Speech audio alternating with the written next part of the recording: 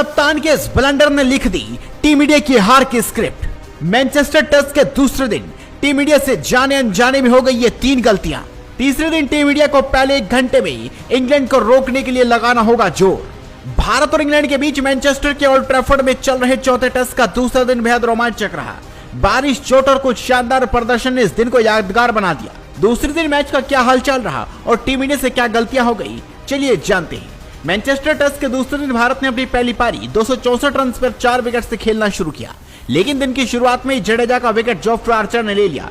फिर बारिश ने पहले सत्र में खलल डाला और लंच को जल्दी लेकर आना पड़ा।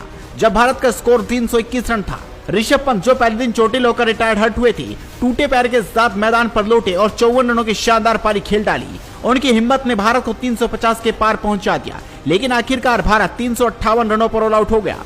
बेन स्टोक्स से 5 विकेट लेकर इंग्लैंड को मजबूत स्थिति में ला खड़ा किया।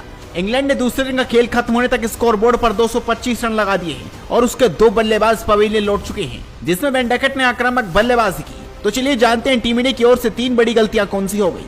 पहली गलती, फील्डिंग में ढिलाई। पहली गलती थी फील्डिंग में ढिलाई। इंग्लैंड के सलामी बल्लेबाज बेन डकेट और जैक क्रॉली ने तेज शुरुआत की और भारतीय फील्डर्स दबाव में नजर आए। खासतौर पर डकेट के खिलाफ गेंद को रोकने में गलतियां हुई, जिससे इंग्लैंड को आसानी से रन मिल गए। स्लिप्स और कवर में एकाग्रता की कमी ने भारत को शुरुआती सफलता से वंचित रखा।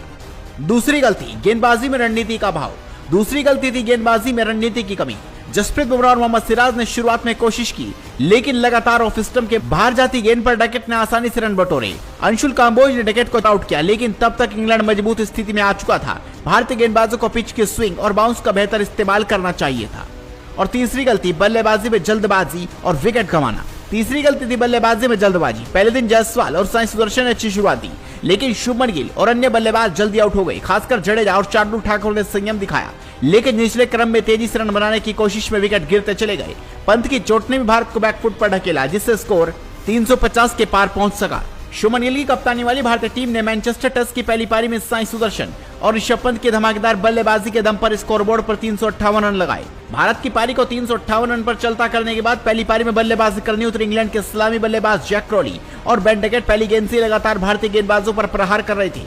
जहां बेन डकेट भारतीय गेंदबाजों के सामने 100 से अधिक स्ट्राइक रेट के साथ बल्लेबाजी कर रहे थे, तो दूसरी तरफ जैक क्रॉली भी खराब गेंदबाजों को सीमा पार भेजने से बिल्कुल नहीं हिचक रहे थे। दोनों ने मिलकर इंग्लिश टीम की पहली पारी को 28.4 ओवर में 150 के पार पहुंचा दिया। हालांकि 113 गेंदें खेलकर 84 रन पर बल्लेबाजी कर रहे जैक क्रॉली को जडेजा की घूमती गेंद में फंसा लिया। इस तरह भारत को मैनचेस्टर में पहला विकेट मिला। वहीं तेजी से शतक की ओर बढ़ रहे बेन डकेट को भी डेब्यू मैच खेल रहे अंशुल कांबोज अपना शिकार बनाया। डकेट 94 रन के स्कोर पर आउट हो गए। जिस मैनचेस्टर की पिच पर इंग्लिश तेज गेंदबाज भारतीय बल्लेबाजों को सांस लेने तक का समय नहीं दे रहे थे, उसी पिच भारतीय गेंदबाज बेदम साबित हुए। दूसरे दिन जहां भारत ने सिर्फ 94 रन के अंदर ही अपने 6 महत्वपूर्ण विकेट गंवा दिए थे, तो वहीं भारतीय गेंदबाज एक विकेट के लिए तरसते नजर आए। अब देखना होगा तीसरे दिन टीम इंडिया कैसा खेल दिखाती है।